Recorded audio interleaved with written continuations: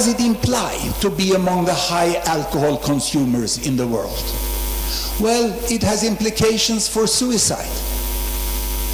Looking at suicide rate, a statistic which is not well available over history. In my country, we had 15 suicides per 100,000 50 years ago or 60 years ago, and the development has been like this. As we grow richer, we got more suicides. Then we started the difficult prevention and treatment programs, and we have been, we think, relatively successful. But we are not satisfied. We are down there. You can see our progress have been more or less like that.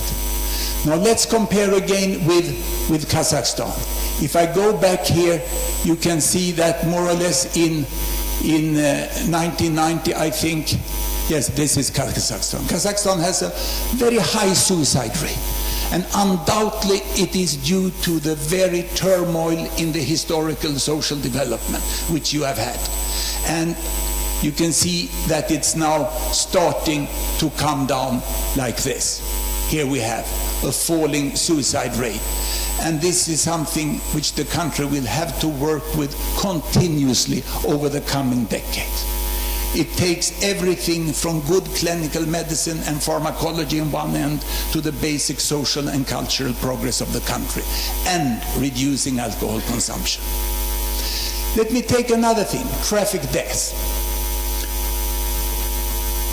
1951 in Sweden, we started our economic success period and we killed more and more people in traffic. That's what happened when you get rich, you can afford the cars and you start killing people. And then you have to do traffic safety, and it has been relatively successful. We have come down more or less like this, and here I continue to show you until about 2002 here. We have data for most of the world.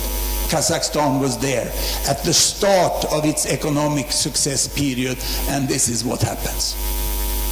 You can very rapidly, young men get money and they buy cars, and then the health system has to take care of it. And it takes a long time to reduce that, but it can be done.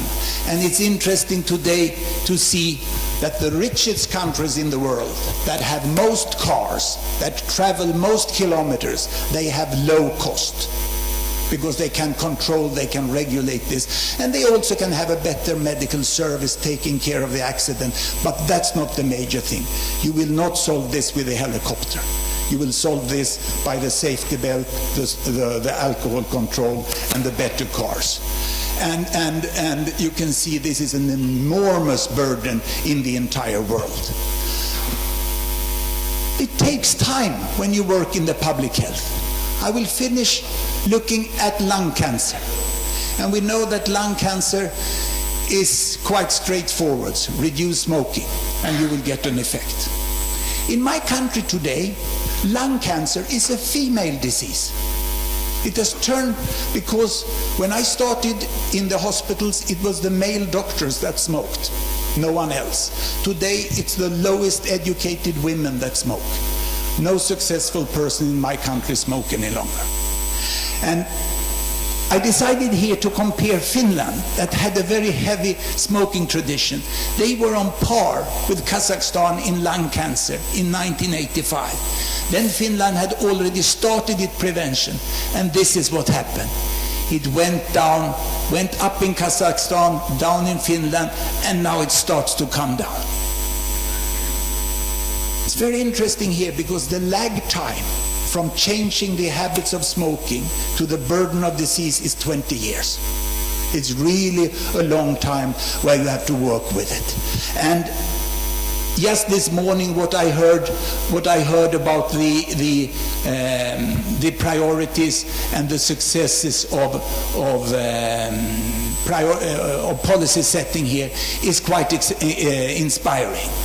Where will Kazakhstan go in the future? Well, we know economically. Economically, it's easy to project. The growth is 7% per year. That means doubling the income in 10 years. So in 10 years from now, Kazakhstan will be here. In another 10 years, you will be there.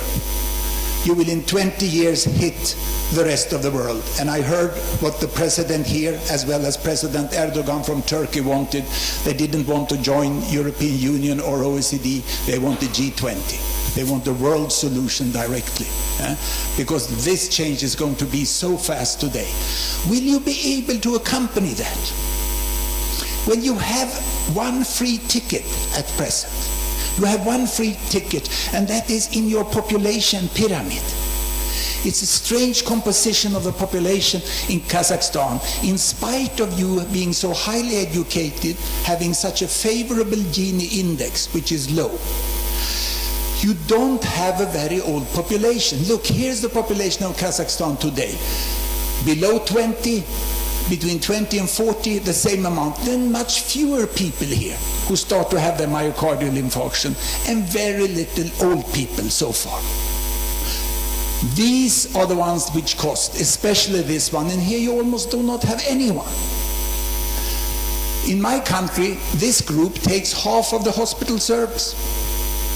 That means that just by what will happen in the population in the coming 50 years, you will triple or 4 times increase the burden of health service.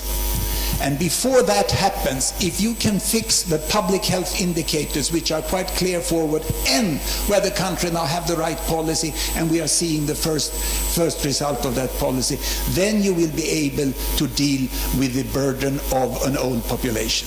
Good luck, and thank you very much for being here.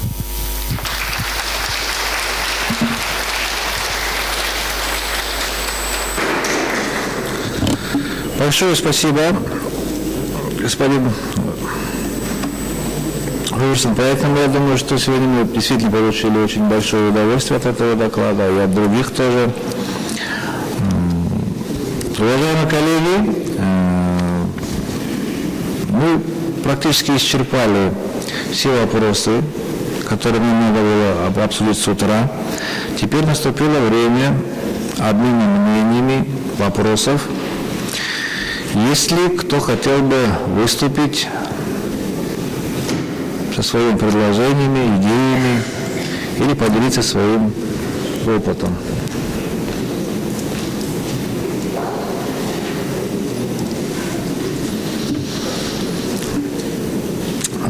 Я вижу, что пока выступающих нет, потому что все под впечатлением, поэтому я объявляю перерыв на кофе-брейк до 11:20.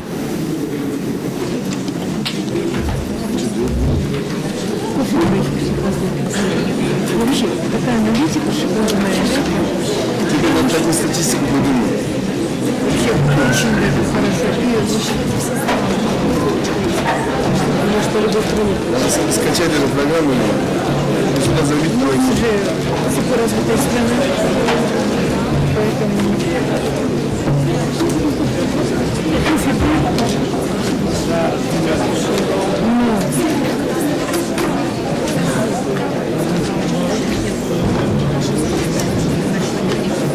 но потом нужно и менталитет времени, сознание. Деньги там будут.